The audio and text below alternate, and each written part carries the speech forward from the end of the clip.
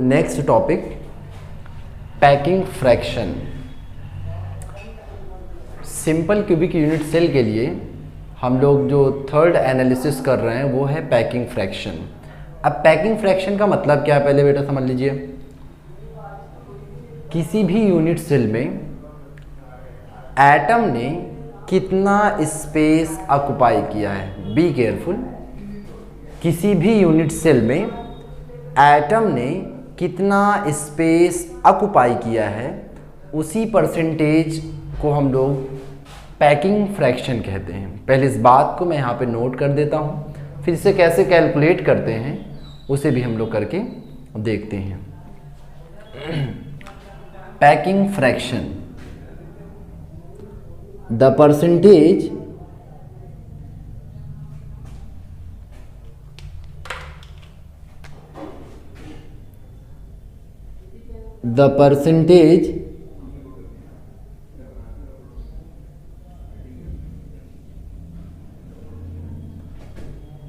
space occupied by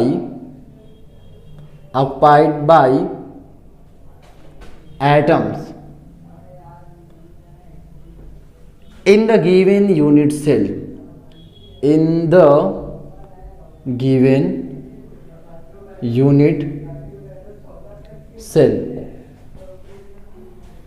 तो किसी भी दिए गए यूनिट सेल में एटम ने कितना स्पेस ऑक्युपाई किया है, that percentage is known as packing fraction.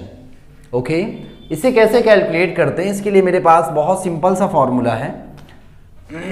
किसी भी यूनिट सेल के लिए पैकिंग फ्रैक्शन का फॉर्मूला होता है volume occupied bye atoms in the unit cell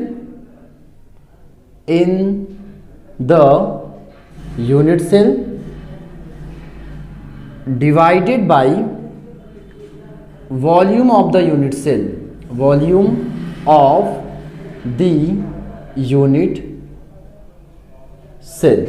क्योंकि परसेंटेज है तो इसका मतलब हम लोग 100 से मल्टीप्लाई करेंगे।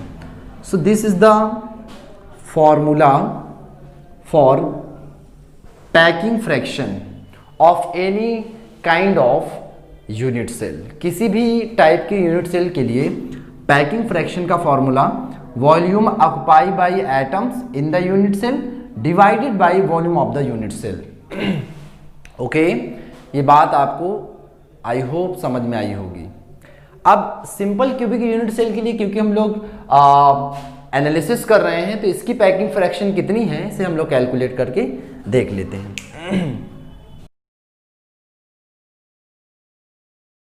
अब देखिए, पैकिंग फ्रैक्शन निकालने के लिए सबसे पहली जरूरत है कि यूनिट सेल में एटम्स ने कितना वॉल्यूम ऑक्युपाई किया है। तो सबसे पहले इसे कैलकुलेट कर लें। देखिए, अच्छा खास बात कि हम लोगों ने एटम को एक स्फीयर के तरीके से माना है। जो हमारे पास एटम है, एटम उसे हम लोग ने कंसीडर किया है एज अ स्फीयर, और हमें मालूम है कि एक स्फीयर का जो वॉल्यूम होता है अगर उसकी रेडियस r है तो 4/3 पाई r का क्यूब होता है। बेटा ये बात आपको आई होप पता होगी। ओके, सो पैकिंग फ्रैक्शन की अगर बात की जाए, since volume of one atom is 4/3 pi r cube. Okay, क्योंकि हमें मालूम है कि एक एटम का जो वॉल्यूम है 4/3 पाई r का क्यूब है। Okay, and also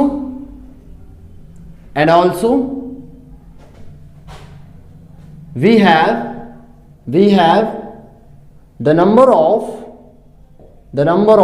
atom in this unit cell for simple cubic unit cell is 1। Already हम लोगों ने अभी कैलकुलेट किया है कि सिंपल क्यूबिक यूनिट सेल के लिए जो नंबर ऑफ एटम्स होते हैं 1 होते हैं। ओके, क्योंकि एक एटम का जो वॉल्यूम है इतना है और हमें मालूम है कि इस यूनिट सेल के लिए जिसकी आप पैकिंग फ्रैक्शन कैलकुलेट करना चाह रहे हैं उसमें नंबर ऑफ एटम्स 1 है। सो अगर हमें इस यूनिट सेल में टोटल नंबर ऑफ एटम्स का वॉल्यूम बताना है तो बस करेंगे क्या बेटा कि इस नंबर का मल्टीप्लिकेशन हम लोग इससे कर देंगे, ठीक है। So volume occupied bye atoms in this unit cell is 1 into 4 by 3 pi r cube. Okay, so this implies what? 4 by 3 pi r का क्यूब। अब हमें ये बात पता चल चुकी है कि इस यूनिट सेल में जो एटम्स हैं उन्होंने 4 by 3 pi r का क्यूब वॉल्यूम यानी स्पेस ऑक्युपाई किया है, ये बात हमें पता चल गई है। अब बस करना क्या बेटा, क्योंकि पैकिंग फ्रैक्शन का फॉर्मूला क्या है, volume occupied by atoms in the unit cell divided by volume of the unit cell. तो बस हमें एक चीज तो पता चल गई, बस हम लोग क्या पता कर लें, volume of the unit cell. So volume of the unit cell, अब देखिए क्योंकि हमारे पास जो सिंपल क्यूबिक यूनिट सेल है वो एक क्यूब है और क्यूब का जो वॉल्यूम का फॉर्मूला होता है वो बेटा अगर उसकी एज लेंथ a है तो उसका वॉल्यूम जो होगा a का क्यूब होगा। Okay, so volume of the unit cell क्या होगा बेटा, a times equal to that means a का क्यूब। ओके, बस हमारे पास ये दोनों चीजें मिल चुकी हैं, बस इसको हम फॉर्मूले में रख देंगे, तुरंत हमारे पास पैकिंग फ्रैक्शन कितनी है सिंपल क्यूबिक यूनिट सेल के लिए पता चल जाएगी। ओके, सो इसलिए पैकिंग फ्रैक्शन इक्वल टू में volume occupied by N atoms in this unit cell 4 by 3 pi r का cube divided by volume of the unit cell that means a का cube. Okay, since अभी हम लोगों ने देखा कि इस यूनिट सेल में जो रेडियस और एज लेंथ में रिलेशन है वो a इक्वल टू में 2r होता है। Since a equal to 2r we know that in this case. Okay, so put the value of a in this formula. So अगर a की value को यहाँ पर हम लोग पुट कर रहे हैं तो what we get here बेटा, पैकिंग फ्रैक्शन इक्वल टू में 4 by 3 पाई r का क्यूब डिवाइडेड बाई a का क्यूब मतलब 2r का whole cube. It means 4 by 3 pi r का cube divided by 2 to the 4 to the 8 into r का cube, r cube cancel out. Okay, then what we get 4 by 3 pi upon में 8, it means 8 upon में 1, सो ऊपर जाएगा तो यहाँ पर ये जो होगा 4 1 जा 4 4 2 जा 8, इट मीन्स 1/6 पाई, या इसी को हम लोग वेरी सॉरी यहाँ पे हम लोग 100 भी करते हैं, 100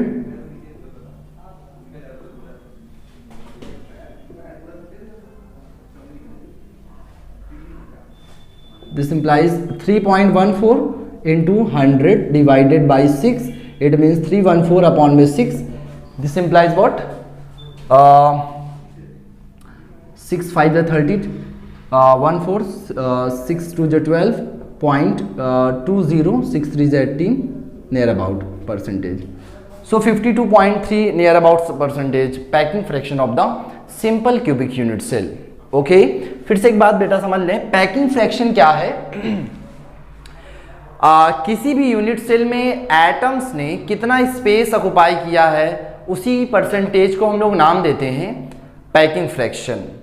अब सिंपल क्यूबिक यूनिट सेल के लिए हम पैकिंग फ्रैक्शन कैसे कैलकुलेट करेंगे, उसके लिए हमारे पास एक फॉर्मूला है, पैकिंग फ्रैक्शन इक्वल टू में volume of the unit cell, volume occupied by N atoms in the unit cell upon में volume of the unit cell times 100। Okay, तो अगर हमें पैकिंग फ्रैक्शन निकालना है तो इसके लिए हमको करना क्या होगा, हम यूनिट सेल में एटम्स ने कितना स्पेस यानी वॉल्यूम ऑक्युपाई किया उसे कैलकुलेट कर लें, और टोटल ओवरऑल यूनिट सेल का हम वॉल्यूम पता कर लें। बस उन दोनों को डिवाइड करने के बाद 100 से मल्टीप्लाई कर देंगे, हमें पैकिंग फ्रैक्शन की वैल्यू पता हो जाएगी। ठीक है, तो सिंपल क्यूबिक यूनिट सेल के लिए हमारे पास जो पैकिंग फ्रैक्शन आई है वो 52.3% आई है। ओके, आई होप आपको बेटा ये बात समझ में आ गई होगी। सो प्लीज स्क्रीनशॉट ले लें। ओके, सो पैकिंग फ्रैक्शन का फॉर्मूला हमें पता हो गया है। अब एक सिंपल सा फॉर्मूला हम डायरेक्ट लिखते हैं और उसी के जरिए से किसी भी टाइप ऑफ यूनिट सेल के लिए पैकिंग फ्रैक्शन को की वैल्यू को हम लोग कैलकुलेट कर सकते हैं। और ये फॉर्मूला कुछ इस तरीके से है, पैकिंग फ्रैक्शन इक्वल टू में z टाइम्स 4/3 पाई r का क्यूब डिवाइडेड बाई a का क्यूब इनटू 100। किसी भी टाइप ऑफ यूनिट सेल के लिए हम पैकिंग फ्रैक्शन का फॉर्मूला डायरेक्ट लगा सकते हैं। किसी भी टाइप ऑफ यूनिट सेल के लिए पैकिंग फ्रैक्शन का जो फॉर्मूला है वो हम लोग डायरेक्ट लगा सकते हैं और उसके जरिए से ये चीज हम कैलकुलेट कर लेंगे। ओके, ठीक है।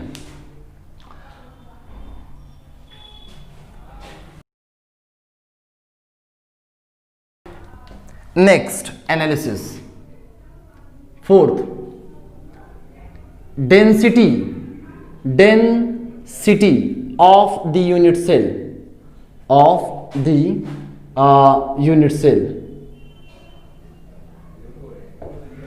Density of the unit cell. देखिए, किसी भी टाइप ऑफ यूनिट सेल के लिए हम लोग यहाँ पे सिर्फ सिंपल की बात नहीं कर रहे हैं, किसी भी टाइप ऑफ यूनिट सेल के लिए हम डेंसिटी कैसे कैलकुलेट करते हैं उसके लिए हम लोग एक नया फॉर्मूला देखते हैं। देखिए, सिंस, ध्यान से देखेंगे बेटा, सिंस मास ऑफ अच्छा एक बात और समझ लें पहले, density of the unit cell, हम लोग डेंसिटी निकाल रहे हैं और ये बात सबको पता होनी चाहिए कि जो डेंसिटी है वो होता है मास अपॉन में वॉल्यूम। ये आपने फिजिक्स में पढ़ा होगा कि डेंसिटी को कैलकुलेट करने के लिए हमारे पास दो चीज़ों की ज़रूरत पड़ती है, एक तो आपके पास मास है, दूसरा क्या है बेटा, वॉल्यूम है। ओके, ठीक इसी तरीके से अगर हमें यूनिट सेल की डेंसिटी को कैलकुलेट करना है तो हमारे पास मास ऑफ यूनिट सेल होना चाहिए और साथ ही साथ volume of the unit cell होना चाहिए। अगर ये दो बात हमें पता है यूनिट सेल के लिए तो हम डेंसिटी कैलकुलेट कर सकते हैं इस यूनिट सेल की। ओके, तो बस हमको करना क्या है, मास पता करना है यूनिट सेल का और इसके अलावा यूनिट सेल के लिए वॉल्यूम पता करना है। ठीक है, तो सबसे पहला काम हम लोग मास पता कर लें। Since mass of Na atom is m grams, क्योंकि हमें मालूम है कि Na एटम का जो ओवरऑल मास होता है जिसे आप मॉलिक्यूलर वेट कहेंगे वो m ग्राम्स होगा। ठीक है, ओके।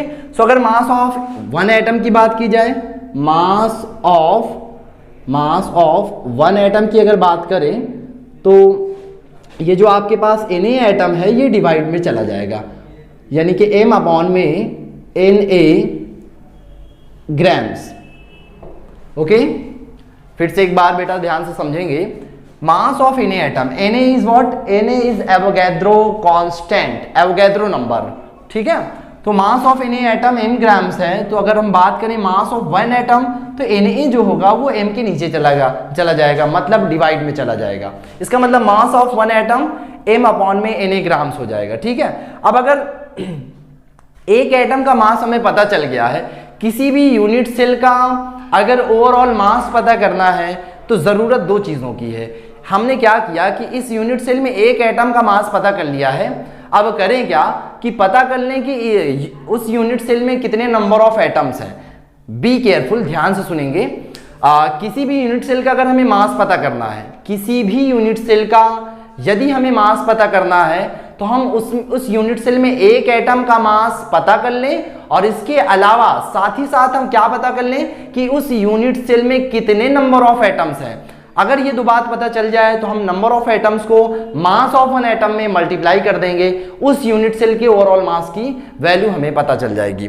फिर से एक बार बेटा ध्यान से समझेंगे, किसी भी यूनिट सेल के मास को पता करने के लिए दो चीजों की जरूरत है। एक तो हमें पहली बात उस यूनिट सेल में नंबर ऑफ एटम्स पता चल जाए, दूसरा उस एक एटम का मास पता चल जाए। अब अगर एक एटम का मास हमें पता चल गया है, करेंगे क्या कि ओवरऑल नंबर ऑफ एटम्स को हम मल्टीप्लाई कर देंगे मास ऑफ वन एटम से, तो ओवरऑल हमें उस यूनिट सेल के मास की वैल्यू पता चल जाएगी। तो हम यही करने जा रहे हैं यहाँ पे। मास ऑफ वन एटम यहाँ पर ये पता चल गया है। अगर मान लें लेट कर लें the total number of atom in any type of unit cell, let the total number of atoms in the unit cell is Z। अब हम किसी भी यूनिट सेल की बात कर रहे हैं, यहां पर हम लोग सिंपल की ही बात नहीं कर रहे हैं, बल्कि हम सिंपल बीसीसी यानी कि बॉडी सेंटर्ड, एफसीसी मतलब फेस सेंटर्ड, सभी की बात कर रहे हैं। किसी भी टाइप ऑफ यूनिट सेल के लिए अगर हम बात कर ले रहे हैं कि यहाँ पे नंबर ऑफ एटम्स क्या है, Z है, तो ओवरऑल मास क्या हो जाएगा। सो मास ऑफ यूनिट सेल क्या हो जाएगा बेटा, Z into mass of one atom means M upon में Na ग्राम्स। ओके फिर से एक बार समझेंगे ध्यान से। हम डेंसिटी पता कर रहे हैं यूनिट सेल के लिए।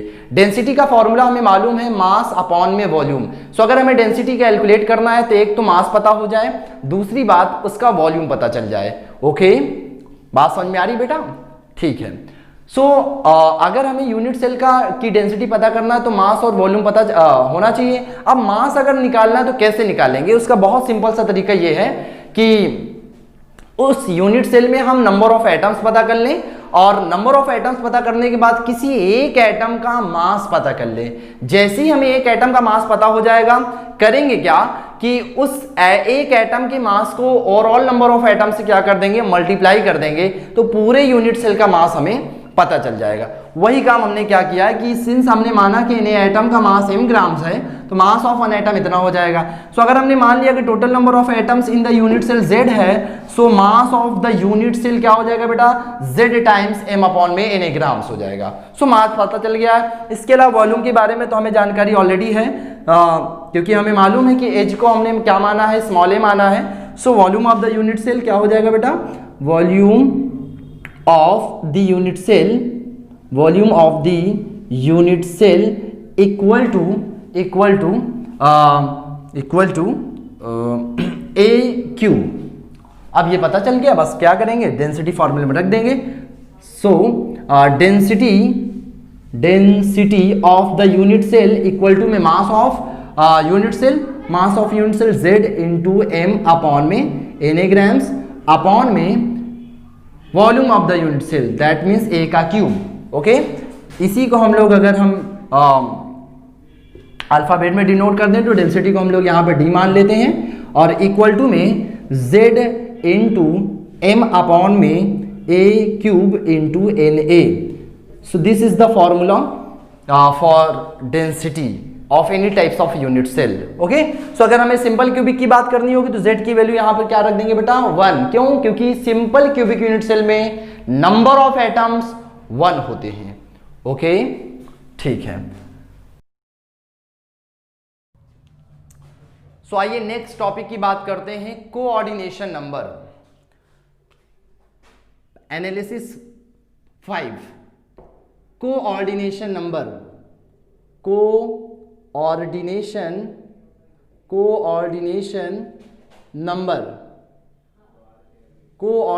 नंबर। अब बेटा कोऑर्डिनेशन नंबर क्या है, किसी भी यूनिट सेल की कोऑर्डिनेशन नंबर क्या है, इसे थोड़ा सा समझेंगे। पहले समझाने से पहले मैं पहले वो बात लिख दूं, इसके बाद मैं आपको डायग्राम के जरिए से एक्सप्लेन करता हूं। Okay, so coordination number of any types of unit cell क्या है?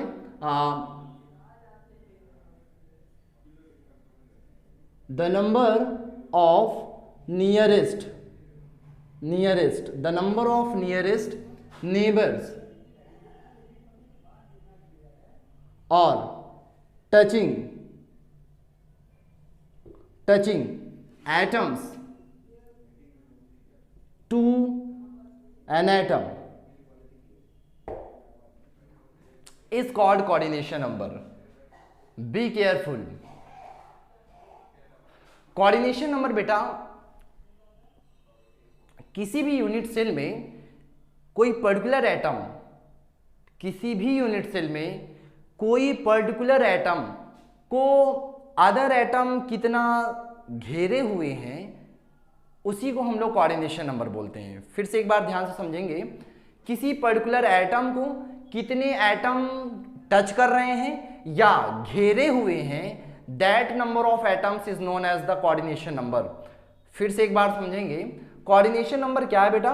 किसी भी यूनिट सेल के लिए कोऑर्डिनेशन नंबर वो नंबर है जो किसी पर्टिकुलर एटम को नंबर ऑफ एटम्स घेरे हुए होते हैं या उसे टच किए होते हैं। ओके, ठीक है, वही बात हमने यहां पे लिखा है, the number of nearest neighbours और touching atoms to an atom.